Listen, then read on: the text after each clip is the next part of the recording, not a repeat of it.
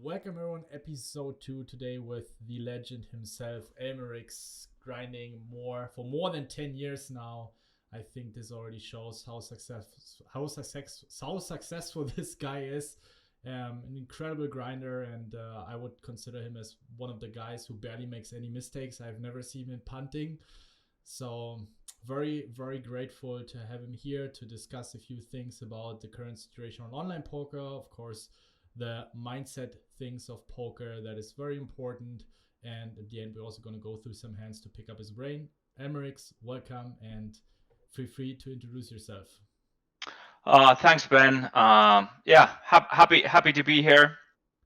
My name is Tomi, aka probably anyone playing poker knows me as Elmerixx. Like you said, been here for a long time. I think this Almost is 12 years, right? around 12 years. I think I started the very first year being professional. I think was back in 2008.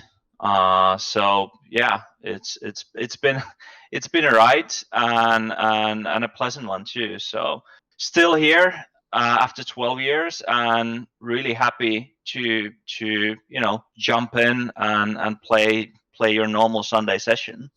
Still gets me excited. In a very similar way it did 12 years ago. What were the first, or was the first format that you started playing cash games in those tournaments? I think like got introduced to poker when I was around like 17, 18. We started playing with friends.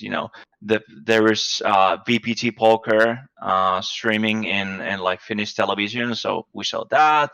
We started playing some home games with our friends, and kind of like very average story in Finland actually. Like most of the players I know, that's the kind of like the way they started. You see something interesting in TV, you start doing with your friends, and then some people start doing more research and start playing, etc. I tried cash games, five card draw, basically every format, and I was just pure fish for I think 2 years maybe. Just I got some money, I lost 50 euros here, sometimes I spin it up from 50 euros to 200 euros, and sometimes I made some money. I think like first couple of years I didn't lose much, but I didn't really like make uh any money either. Spend a lot of time, and then at some point I just found sin and goes, so I started playing four tables. I still remember the kind of like the moment where I consider myself a professional is actually I had four tables, normal speed, $10 in and goes on my screen, and I grinded them, took 10 minutes break, then loaded another 10 and took 10 minutes break, and that was how I started. And kind of like at that point you learn in tournaments patience is very important, and you learn kind of naturally about caching, the importance of caching, um, and that kind of stuff. And then eventually there was a Finnish player called Zungas, not Zungas, something. I actually Zungas is one of our horses, but the Finnish player had very similar. Jesus, can't recall his name. Anyway, he had a blog and he did exactly the same thing, but the difference was I was playing four tables and he was playing 16 tables. That's the kind of like first time I heard about like ICM, and he gave me his kind of like a concept or some sort of like foundation. So okay, now I have something I can use to study poker.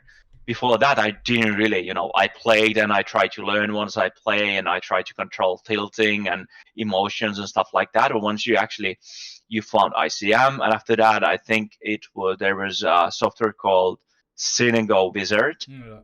So I just started like grinding hands, and eventually, I had 8 tables, 12 tables, 16 tables. I think I ended up like 2024 at like very peak grinding, on game $20, $50, $100 sin and goes. And I think that lasted for 1 year to 18 months. And eventually I started loading a couple MTTs to the side with my sin and goes.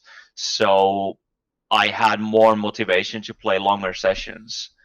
And then I just got like super lucky in the very beginning and just banked like a lot of tournaments. And the very, very first year of MTTs, I think I ended up making like 500K, which, you know, is huge amount of money, because the infrastructure back then was like very different. Now you have a lot of, you know, high stake tournaments and 10Ks, and back then like $200 tournament was like considered like pretty high stakes. I even remember like you don't have to go that far away when we started bit a bit staking. I think back in 2015, like all of us, like me, Sam, and Pat, we were high stake, right, considered high stakes players, and I think like all of our like average buy-in was between 150 to $200. And now, of course, like it's exploded like into much higher. But yeah, had a huge year, and just, you know, when you win every single MTTs and everything works perfectly, that was kind of like natural. And I enjoy like the thrill you get to get it, you know, getting into final tables.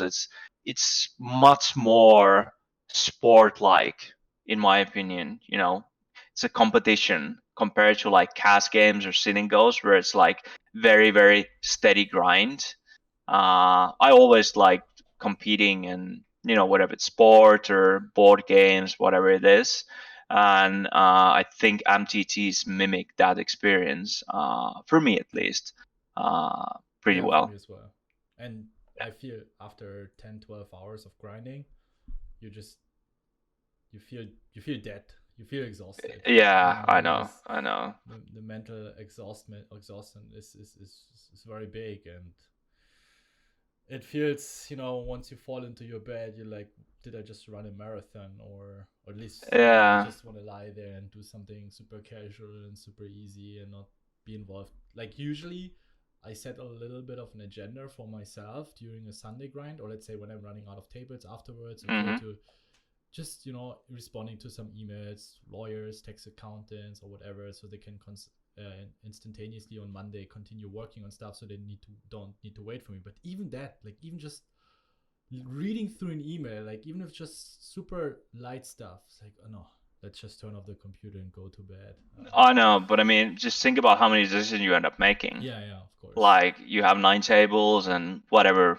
I think I played yesterday from like 8 p.m. until 4 a.m. So that's 8 hours already, and it's not like normal work. Like I think I read something like if average human being is working 8 hours, of that 8 hours, actually like effective amount of hours is like 20%. Yeah.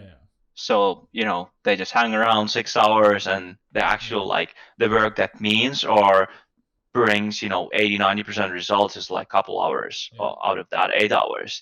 And for us, I think it's just we have to just be extremely focused for the whole 8 hours and have to make so many small decisions that it's definitely very, very draining.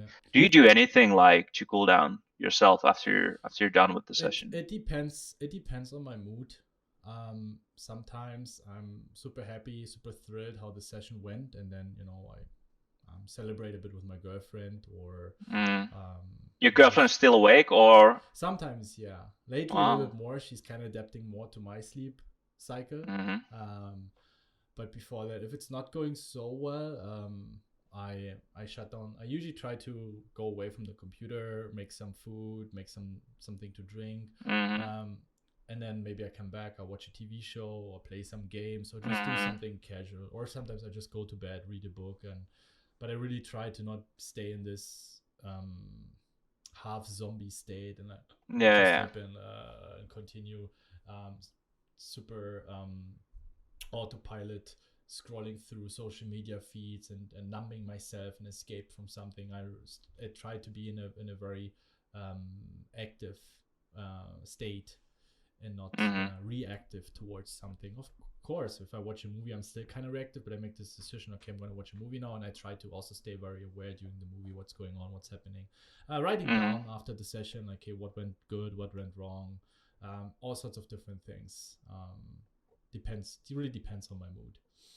I found something really interesting that you said, the way you're comparing work with poker, and I think it's very important here to emphasize on. I think we don't think that poker players are better human beings or smarter than someone who has a 9 to 5 job. But what we try to say here, and I think what also you try to say, is that when you start playing poker, and maybe you come from a normal job where you work 8-9 hours in an office, and you start playing poker, you should not underestimate the mental challenge that poker brings, because you're not used to 55 minutes out of 60 minutes constantly being aware of what's going on. And I think that's what a lot of people struggle.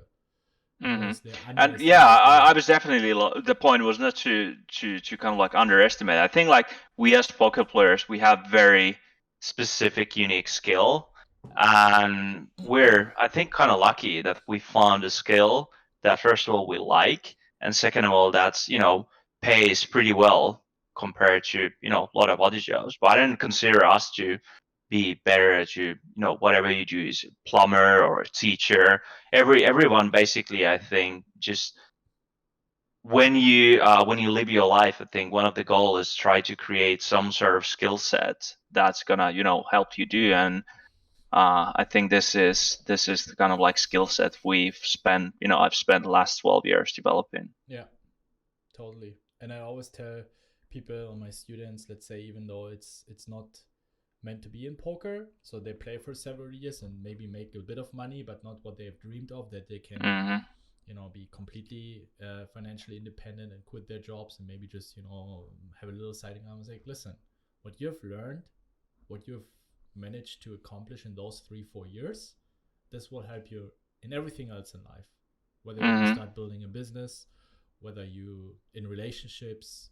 You're gonna be way more sharp in every single decision you're gonna make. Like having this sharpness when it comes to making decisions due to poker, estimating the EV. Like I can't help myself, but I'm always thinking EV. So I know. Even if I have to go to toilet, I'm like, let's wait 3 more minutes, so then I can also grab something to drink. So I can combine, and I'm not wasting my time to go to the kitchen, come back, and 3 minutes go to the toilet. So I can go to toilet, and then I can go to the kitchen, come back, and like even in those small situations. But I think it's good. It's sometimes you're a little bit over rational, and it might not be so helpful. And for example, in relationships, when it's more about to be a little bit more emotional, and also trying to be more empathic and not so all logical, but as a different topic. But I think in the grand scheme of things, it really helps you. So you mentioned you were up quite a lot already, quite early in your career, 500,000. When was the first downswing? When was the first real, oh fuck, I'm down a lot of money, I might start worrying? Yeah, I mean, it came actually like pretty quickly. I think I was 20, super dumb, like first time very successful in something in life. So, it's easy to allow your ego to, take control of your life. And I think at that point I had blog. I've life, basically. That's what we exactly. I had a blog at Finnish Poker site, and I posted hands, whatever, just wrote about my journey and my sessions, and there were some doubters, you don't play very well, and you play this hand, it's not optimal, and like, fuck you guys, like, I made 500k this year, I'm gonna make 1 million next year, and made a bunch of side bets, and I played first 5,000 tournaments. I think I made like $100 per game. So I kind of like eventually didn't really understand the variance. Like 5,000 tournaments MTTs, it means very little, right? Yeah. And next 5,000 tournaments, I think after that I ended up making like $20 per tournament, and I lost all the bets and lost all the confidence and lost most of the bankroll. I think at the same time, just spending money like an idiot on champagne and flying in business class all around the world, and taking shots in tournaments you shouldn't take shots. And I think a few years after that, and I had a 500,000 bankroll, and I was down to maybe like 40k.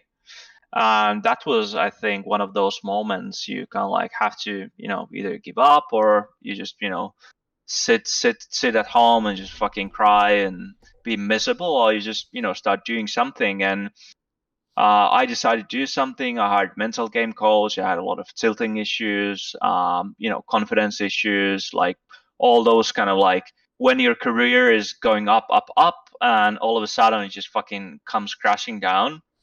It takes a lot of time to build the confidence and motivation or all those kind of skills. And it definitely didn't happen overnight, but yeah, taking small steps forward, and I kept hitting my head against the wall, and eventually find myself back with solid bankroll, playing high stakes, and yeah, found my way back into the game. I think Yeah, it was it's. good Sorry, go ahead. experience for sure. Good Yeah, experience for sure. yeah. Sooner or later, it comes for most of the players. And when I work with students or just read messages on Instagram and they send me, "Hey Ben, it has been going so well. I was up 5k, 10k, 20k. It doesn't matter. It's always a lot of money, and then they end up busting their bankroll, and Mhm. it can happen faster than you think. So I actually, if I have a student and who really struggles at the beginning, I'm actually super grateful for him, because I think at the beginning, even though it might be a little bit more demotivating, like if everything starts off very well, you win a lot of money, of course you keep going, you're not going to Mhm. stop, right? So I think the likelihood of someone quitting because he's losing money at the beginning is much higher. Mhm. However, if you win, the problem is that your ego grows, and you might not see things that you would see if you would lose money, because you start questioning things. You Mhm. start thinking about, okay, maybe I play like shit, and maybe I should start working on my game. So if you start winning a lot of money at the beginning of your career, and you're not used to downswings, it might be even harder for you to get over a downswing later point in time. And let's say for you, if it would have been a year later or 2 years later, your ego might have been already so big that you wouldn't have been able to pull yourself out of it and hire a Mhm. mindset coach and admit to yourself. Because I had students who it was not possible anymore. They were so Mhm. stubborn, so stuck, like, no, it's not me, it's the others, it's the variance. And then even if you try to explain them, no, it's also maybe your own game style. Maybe you should start working more um, harder on your game. Mhm. All you get is, no, no, but I always get unlucky. Like I run so bad. That's the problem. And I think then the longer it takes until your real downswing, your first downswing hits, the harder it is to get out of. So Mhm. whenever you're in a downswing now, be happy that it happens now. If it would have happened in a year, it might be much harder for you to get out of it. And especially at the beginning of the career, um, a lot of people that now work for Raise Your Edge that you see in Discord, these are former students of mine who really struggled at the beginning, and they now play high stakes live cash game. They play high stakes tournaments. They play high stakes sitting goals, like insanely sick crushers. But they all Mhm. had some very sick downswings at the beginning of their career, and we always kept pushing them to keep believing in themselves. And it's really good to see that how strong it can make you, your mindset, or how strong of a mindset you can evolve when you go through a downswing like this, especially at the beginning, because then every other downswing, you're kind of already used to the downswing. You're like, okay, that's part of the game.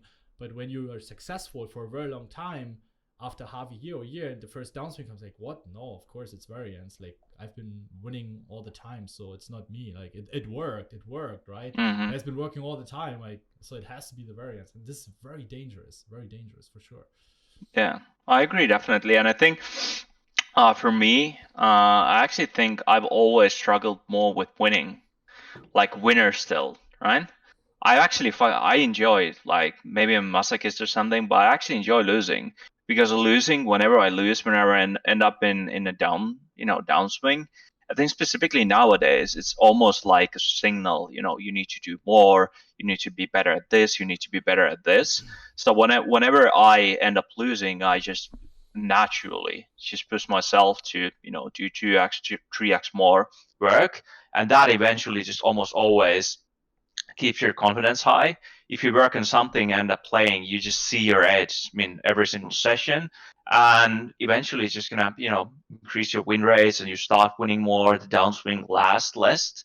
But if you just win and win, it's just very easy to get cocky. It's very easy to get, just tiny bit lazy, and make some optimistic plays. Yeah. Late in second week in WCOOP, there's lot of those happening sometimes, and yeah.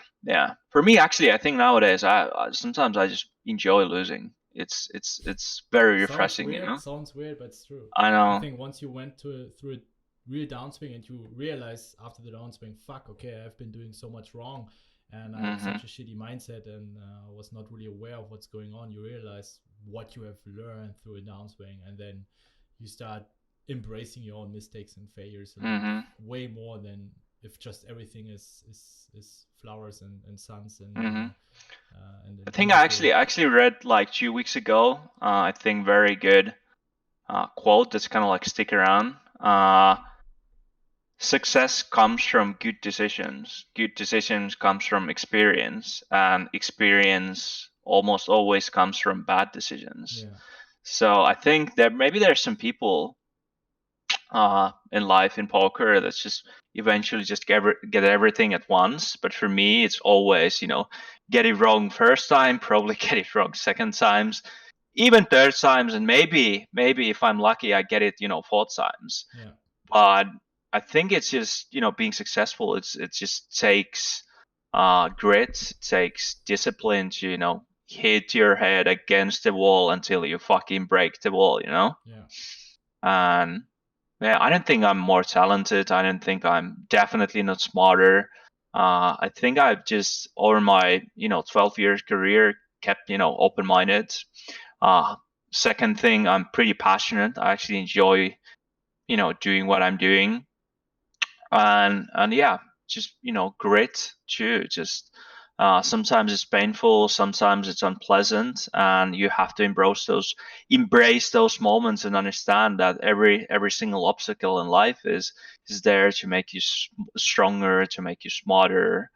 uh yeah. yeah, 100%.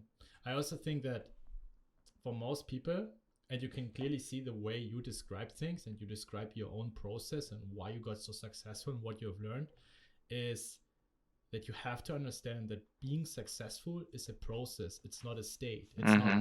oh, I'm successful, now I can Yeah. stop. Right? It's every single day. And if, let's say, even if you reach your goal, let's say you want to make $100,000 and you are at $99,900 and today you make the final 100.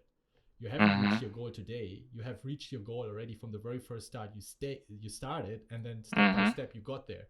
So then what most people do is like they lean back. I mean, of course, we should celebrate it. We should embrace it. Go out with your buddies, have a beer, whatever, have champagne. But then Hmm. also to realize this is a process and I have to prove it in order over and over again. And actually, it becomes much harder because now we're spoiled, and also the more successful becomes, our ego grows as well.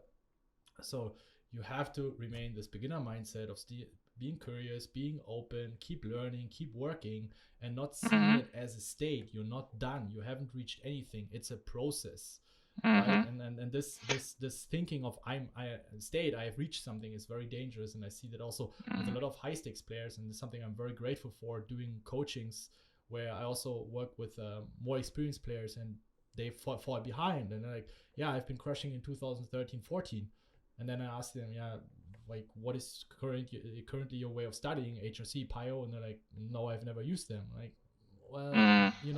but I used to be successful back then, and that's like I was successful, so now I deserve to be successful 4 years later as well. But Hmm. it doesn't work like this. No, it doesn't. No, it doesn't. I mean, this is like competitive sport, right? And this is like plus minus zero game. So for you to be, for you to win, you actually need to be better than, your opponents on the right and your opponents on the left. And if your opponents are, spending their time studying and improving themselves, and you don't, like, eventually it's not a, difficult equation to see what's going to happen Yeah, with that kind of cycle. And you were talking about like being successful. I think I agree. I think with almost everyone, when it comes to success, I think a lot of people just want it immediately, and people overestimate what they can do in 30 days, but people almost always underestimate what they can do in 1 year, 2 year, 5 Yeah. years. That's why, like, one of the things I've said to a lot of the guys who ask me, okay, I'm struggling and what should I do and how do I improve myself as a player, and I think it's almost, don't try to do anything like dramatic. Well, of course, like if your habits and everything in your life is just not optimal and you're doing just watching TV and just grinding social media and stuff like that, sure, you need to do some dramatic. But I think even like going over 3 hand histories a day, every single day, everyone, probably almost everyone, can commit to something like that. It might not feel like a lot today, but if you do it every single day, that's 20 hand histories, 21 hand histories a week.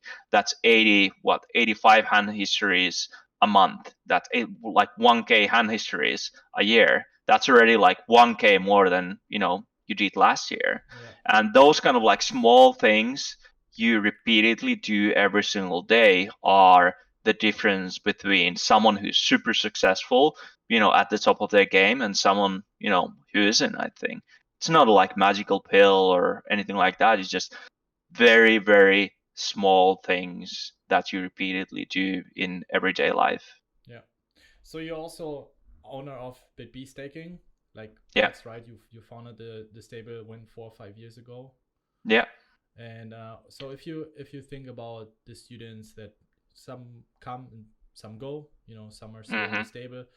If you think about all the players that didn't make it, do you recognize a pattern why most of the players don't make it? I mean, you already work with, let's say, the actually very good players, because it's really hard to get into your stable.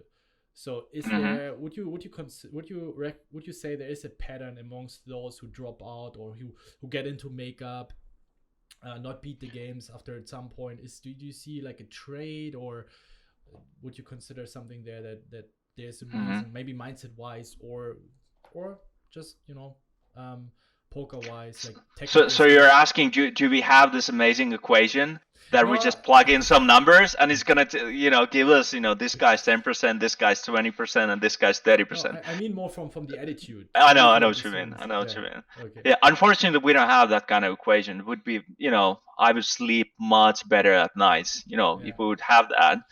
But poker, specifically MTTs, it's just so difficult to be a staker because there isn't. It's just like in cash games. Let's say somebody plays, Zoom 500.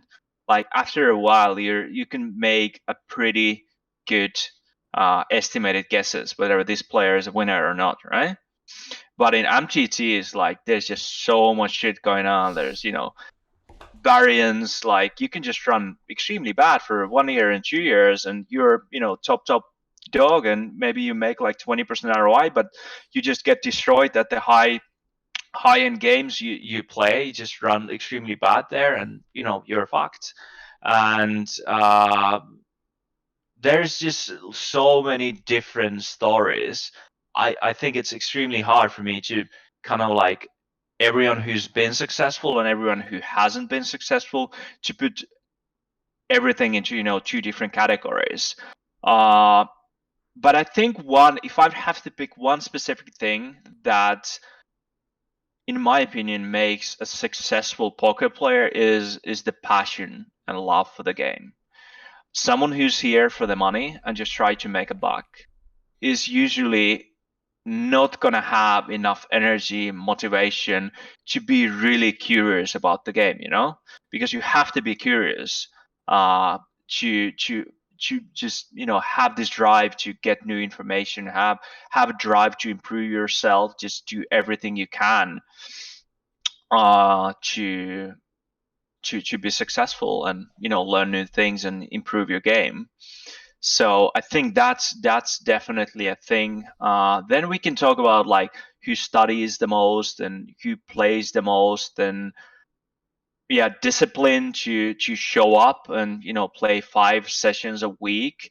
And I mean just discipline session where you go in there, you really focus, you try to play your best, and at the same time you try to learn. I think there's a lot of guys who play 6 days a week, but they're just, maybe they're chasing the makeup, or maybe they're just, blindly just loading the tables and, try to finish their session. So yeah, the kind of like drive and passion towards playing. If you look at like our Swedish superstars like Darwin and Lena and the guys, like they might not be the most hardworking guys when it comes to like PO solver and things like. As far as I know, maybe I'm mistaken, and maybe they are nowadays. I don't If they're know. watching, tell us, share us in the comments. Yeah. Honestly, tell us, how much are you studying? What's the ratio? We want to know. We're curious.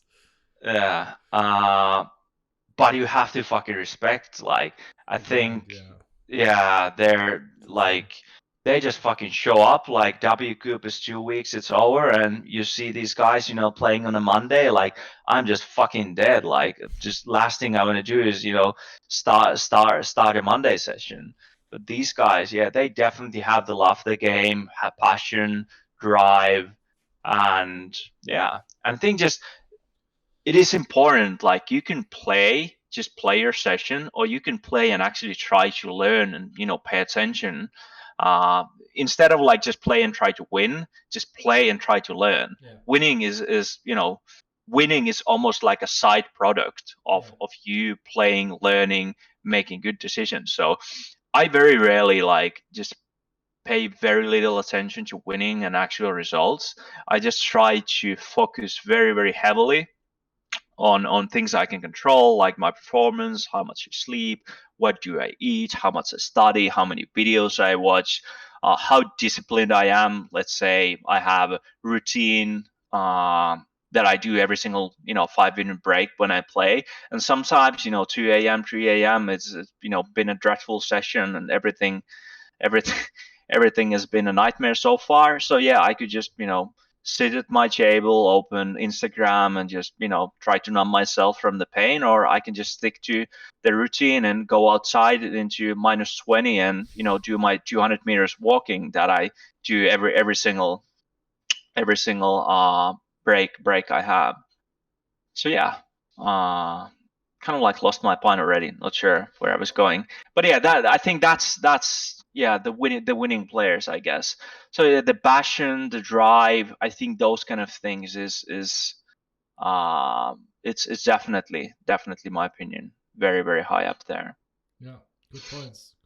I think that's that's very valuable and something a lot of the viewers can take away from. And yeah, maybe one more thing. I think there's also, I would divide maybe players into a group of players who are extremely good with like technical aspects, like understanding very deep like theoretical concepts, and then on the other side of the spectrum you can find people who are or who have a lot of like social intelligence, so they understand how different people behave like deep in tournaments, right? Yeah. If you play, let's say, $500 WCOOP tournament with 10,000 people, there's no fucking way that people are gonna behave very in the same way the first level of the tournament, and there's 6 players left, and you have a chance to win, I don't know, 1,000 buy-ins or whatever you get for the first place. So yeah, understanding how people behave in high pressure situations, understanding population tendencies, understanding the good old what is strong and what is weak, that what everyone is talking about in live poker. So that's I think definitely a skill set still in 2019. And when we are talking about like really, really great players, are usually the ones who can combine the both. And I remember, like, I think Fedor was actually working. He was partner with us for a short period of time before everything blew up, and he went on just winning everything. And I think he was actually, when I go back, the very, very like typical person, extremely smart with technology, HRC, HUDs. Like he was just on top of everything like that. But at the same time, he understood very well how people behave, and could manipulate them and understand what they're doing, and individually understand, okay, this guy, this is his weaknesses, and this guy, this is his strengths. And yeah, combining those two, I think if you want to be really, really good, that's important in my opinion. Yeah, I'm pretty sure there's so many players out there that have much better understanding of many different concepts in theory, but they really struggle to apply that stuff. Or sometimes even, let's say, when they know, okay, in this spot, even from an exploitative standpoint, it's super good to go for an overbet or triple barrel bluff or whatever. They shy away from it. They're like, yeah, but still, I don't want to do it. I don't want to look like an idiot. Still having the confidence in applying what you have learned and applying what you think makes the most sense against this very opponent, and knowing, but there's still a big difference between knowing and doing it. And I think that's what a lot of players are lacking, this confidence to execute. And then even, let's say, just because you know it's good doesn't mean it's going to work out. You might have wrong reads, or you might run into the top of his range, or misjudge the situation, whatever. But then the second time, still doing it, and the third time, and no matter how many times you feel that okay, it just was bad luck that my bluff. Exactly. Yeah, you have to pay attention for sure. Yeah, and you also have to be patient, not only waiting for good hands, but also for the situations that come up. So even though you fuck up a situation, but it's actually good bluff in the first place, that the second time you're going to do it again, and a third time. Of course, always knowing that it's really good bluff, and you don't find, or you make up fantasy reasons in order to justify your bluff. I see this shit over and over again as well.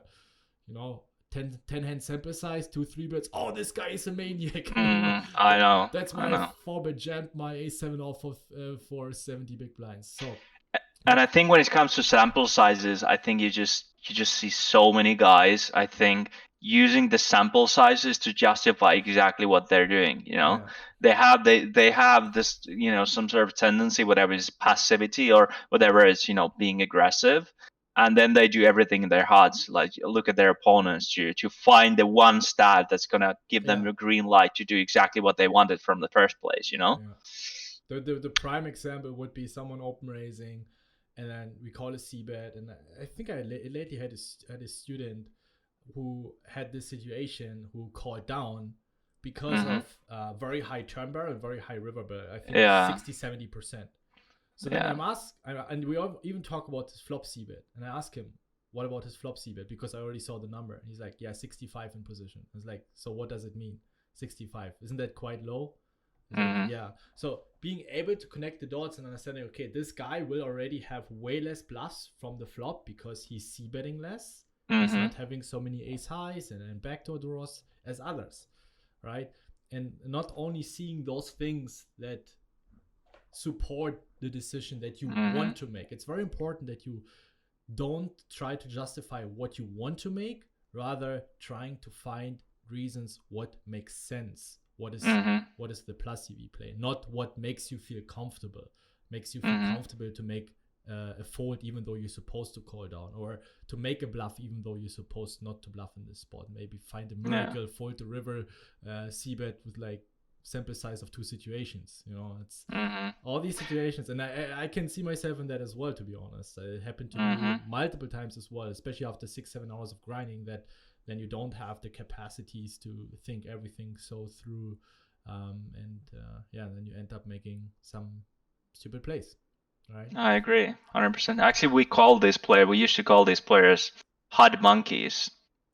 is players that they couldn't really make a decision without seeing how much is this guy's 3-bets, how much is this guy's c-bets, and how much this guy is folding. Whenever like you have a decision, let's say you open and somebody calls and you're in position whereas big blind, they never c-bet unless they see how much he's basically folding to c-bets. Like, we used to have a lot of those kind of players for sure.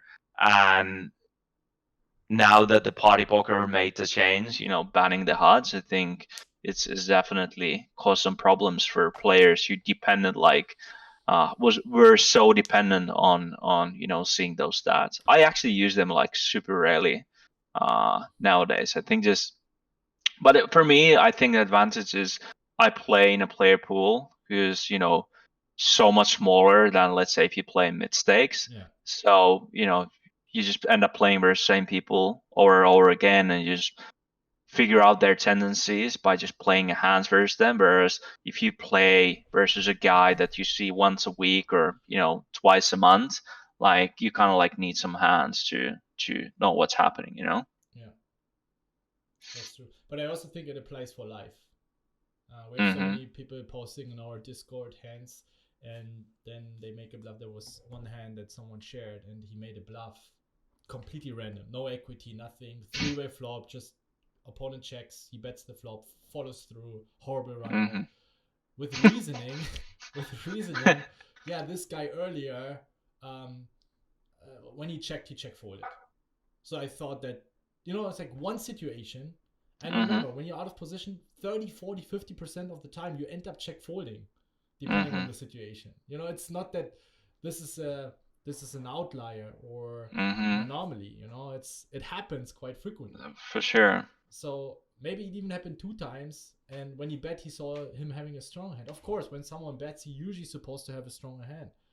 And he basically throws his entire strategy overboard.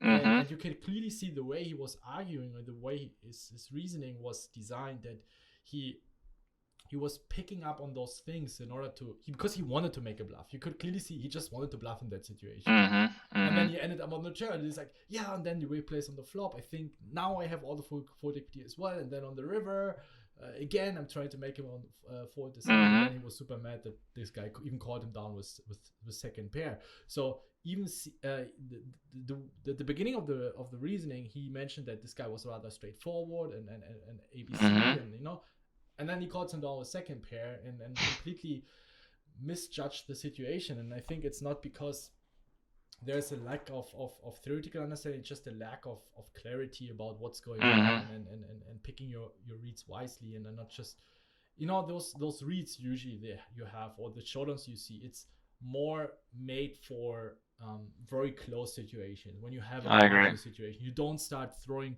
off your strategy overboard and start making random plays. You stick to your strategy when you're in those marginal situations to think, okay, the way he played so far, does he have more stronger hands in his check call range?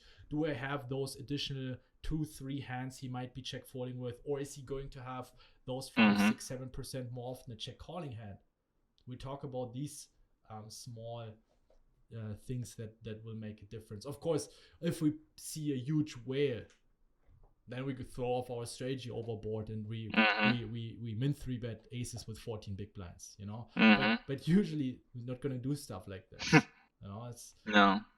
And it's easy. It's super easy to get the reads wrong too. I remember, like, I was visiting the Vegas and WSOP for a long time, like this summer, and a few times I'm on the river and I face a check raise. I'm like, this cowboy, there's no fucking way he's bluffing me, and I'm just about to fold a very strong hand, and like, fuck it, like, God knows, maybe I'm just wrong here. I think second time I just randomized, like, look at 50%. I was just very unsure what to do. And second time, after that, the second time I just, fuck it, I'm not gonna fold the trips here. If he has it, he has it. And both times, they had the most random hands. So even if you have this, population tendency or read, okay, cowboys never bluff, or old people are usually tight, it's still like, if you have a very good hand in a very big pot, it's just, sometimes you're wrong, and very, very wrong. Weird shit happens in poker, for sure. That's true. The randomness is pretty high. So let's talk about online poker right now, and something that I wanted to use this opportunity here with you also to hear your opinion on that. If we think about the current situation around online poker across all sites, party poker, Pokerstars, 888, Natural 8, whatever. In your opinion, what is going on right now? What would you like to see to be changed? What would you like to see to put more focus on in order to make the future better in poker? Mm-hmm. I mean, I think there's a lot of things that's kind of like scary at the moment. If you look at like guarantees and stars the last couple of weeks, feels like everything is kind of like going down, and I don't really understand why. Like there's sure They have always reached their guarantees, right? exactly like Battle Royale on Wednesday. Like when has this tournament overlaid? Like I don't know. I don't know what's exactly happening there. And yeah, I mean some of the guarantees like 35 player guarantee, like no satellites, like specifically when I talk about like high stakes, it's definitely not great. And I feel like when it comes to stars, like sometimes you just get a feeling that they just don't care anymore. Like, and it's easy. Like it's winner still almost same happens if you win and you get like big market share, and you're owned by a big I think it's United States. So yeah, whereas like what party poker on the other hand is doing is actually like exactly what you should try to do if you want to be successful and have a good product, is listen to your customers. What do they want to see? So yeah, I think party poker schedule now is like super exciting for me, at least. Like I'm actually like I'm pretty much a Sunday player nowadays, unless it's like big series or something Yeah, me too. special. But now it's actually I'm thinking of I played Thursday last week and very likely gonna jump in tomorrow to play some uh, Tuesday tournaments, because there's just a lot of action, a lot of like exciting tournaments. It makes sense What for happened me. to this Super Tuesday? I mean, it was such a prestigious tournament, I right? know, I know. I think I actually I talk with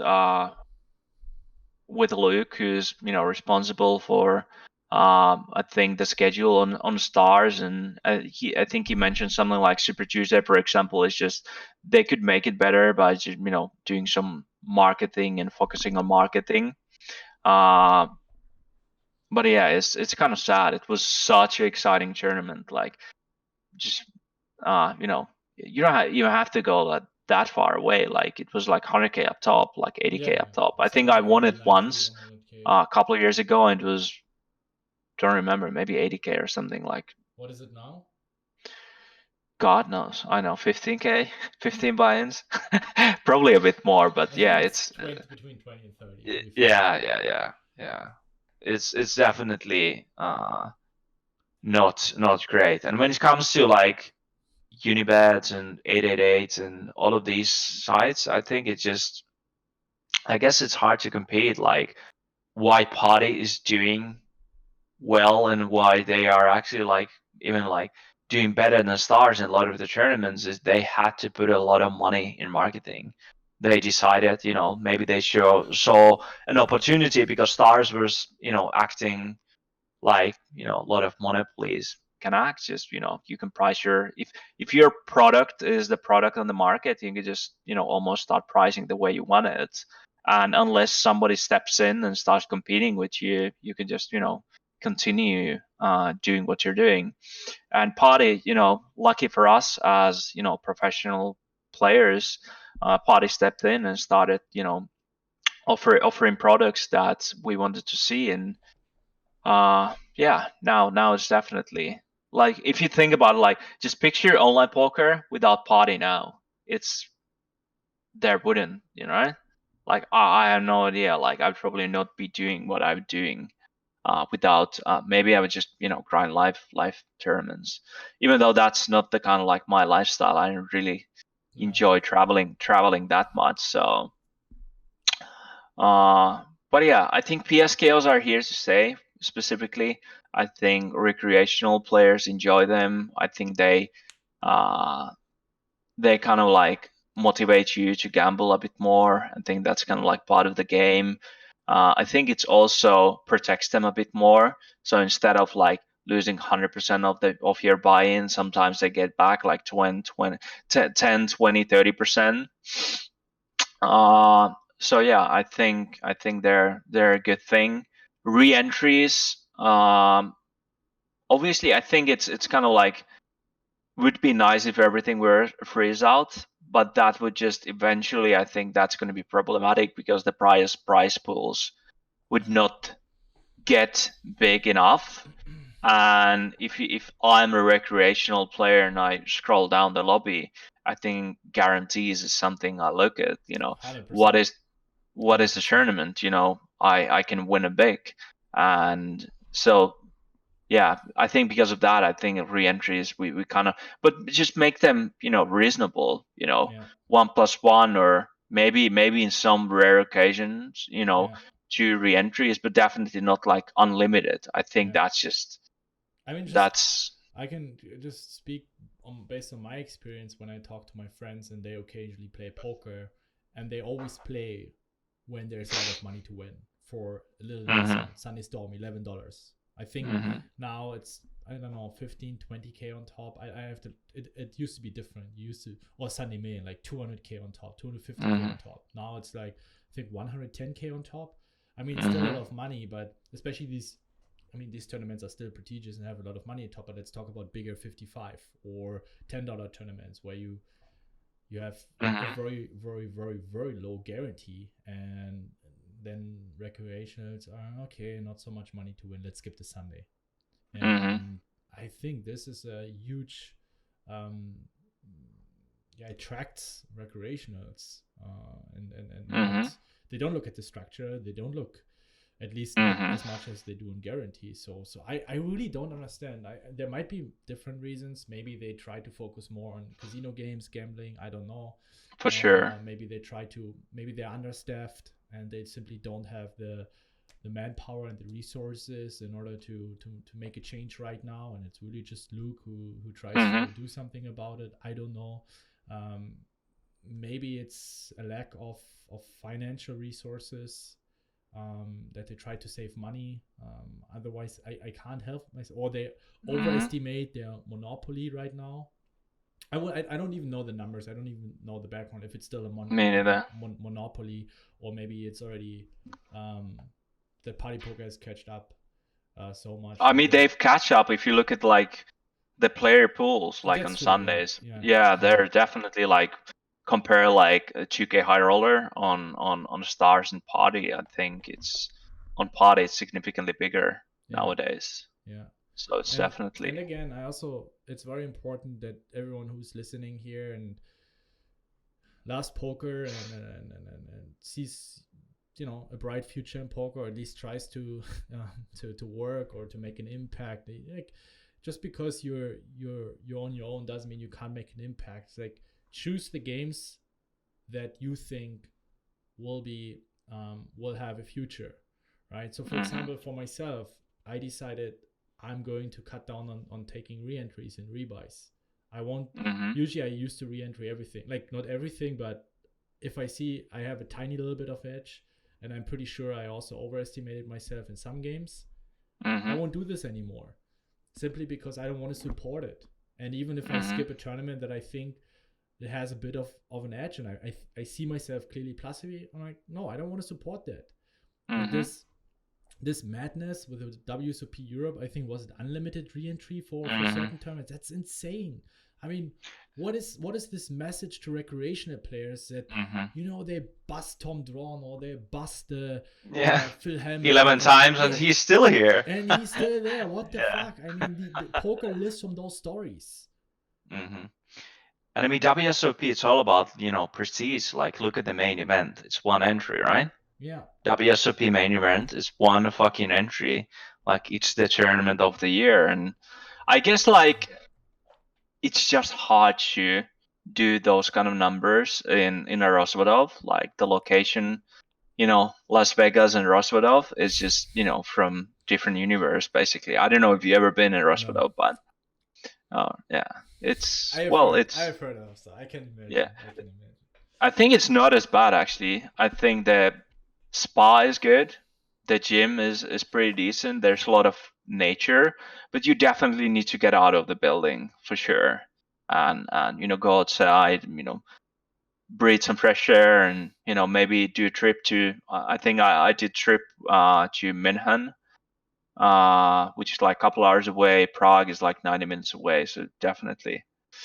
do go away, just staying there 2 weeks, WSOP, you're gonna drive yourself nuts for sure. But yeah, I don't know. I was thinking about going, but then ended up skipping. Just online player, bounty series. It's a good reason to stay home. Yeah, fair enough. Mm-hmm. Well, class managed to get second in there. Yeah, good for him. Good for him. For sure. I think he's maybe the most underrated. I think he's been amazing. I've been swapping with him in tournaments for years. I think he's amazing player, super hardworking, no fucking ego, game selects well, studies a lot. Yeah, I think he's a killer and got what he deserves, if we could say that in poker. I remember when we met the first time on Cherry Island, Scoop 2014. I just remember his online screen name and his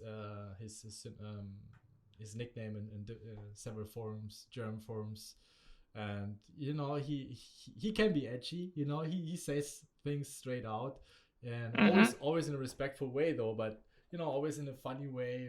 It's like I had a way different picture of him, and then once we met, I was like, wow, he's such a nice guy, like always so respectful and so dedicated, and I think back then he was also running quite bad, and I knew that at some point. I mean, he also had some very good scoops and WCOOPs already the last years, but definitely. But yeah, sometimes you just need a little push, just small amount of momentum. Things all of a sudden start, flicking in. All the hard work you've done over the years is. I had a very similar thing. Like I think I ended up playing 10 years without a single score over 100K. It was starting to be a fucking curse. I thought it's a curse. And it was getting ridiculous because I think, like in the end, I got like 5 or 6 times. So we're in the final table, and there's 6 left. So 6 gets 90K, and 5th gets. I just 5-6 times. I was just the first. The last pay jump before the 100K, and I think the last one was even like ridiculous, something like 888. Mainly went for like 99K or 98K, something just completely ridiculous. But then eventually it happened, and then the next one happened like pretty quickly afterwards. But yeah, it was hilarious.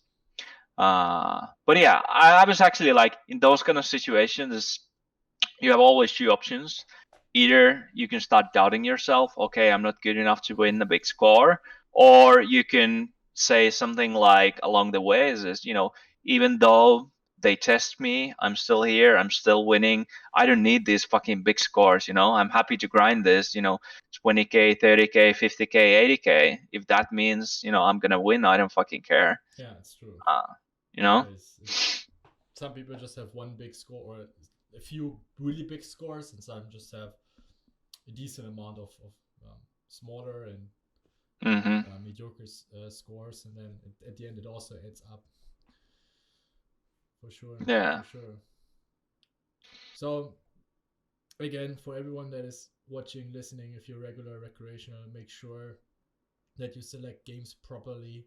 Don't let your ego come in between, and also think a little bit about the future in poker and support the games that are sustainable. At the end of the day, we decide which games are being played. We still have the power and the decision in our hand to make an impact and to decide, and we should not support. And doesn't matter whether it's Party Poker, Pokerstars, 888, Natural 8, Winamax, or whatever. If there are tournaments that are not beatable, or they have no future, or they're dangerous for the ecosystem, don't play them. Stay away, even though you might enjoy them, even though you might be winning in those tournaments. I, for myself, I would also cut down on re-entries and rebuys. I would also like to see a shift more towards free resorts. I think for some bigger tournaments, having 1 or 2 re-entries is totally fine. It has always been there. Some tournaments that were played as re-entries, that's totally fine. We think the majority should be vanilla tournaments, and I think it also scares a lot of recreational players, especially new players, and this is not the way where we want to go. So guys, please keep that in mind, select your tournaments wisely. And yeah, Elmerixx, I would say we wrap up this podcast. Is there anything else that you would like to share, that you would like to get out there? And we're gonna end the podcast, but we're gonna jump into fewer hands and we're gonna make it separate. So it's gonna be another upload where Elmerixx and we now continue talking about a few hands, but the podcast is going to end here. So Elmerixx, feel free to share anything. Say hi to mom or grandma, I don't know. Hi, Mom. And all right, hi. Thanks for having me here. And guess I'm gonna shout out to all the bit soldiers out there and everyone who plays MTTs. Great. All right. Thank you so much for taking your time. Thank you, guys. If you guys have any questions, drop it in the comments. What do you think should be changed in the current situation of online poker? What would you like to see? What would you like to change? What games do you enjoy playing? It's very important that you share your opinion, make yourself visible, and don't be toxic. Don't be just like, yeah, fucking online poker is rigged. We don't want to hear that shit.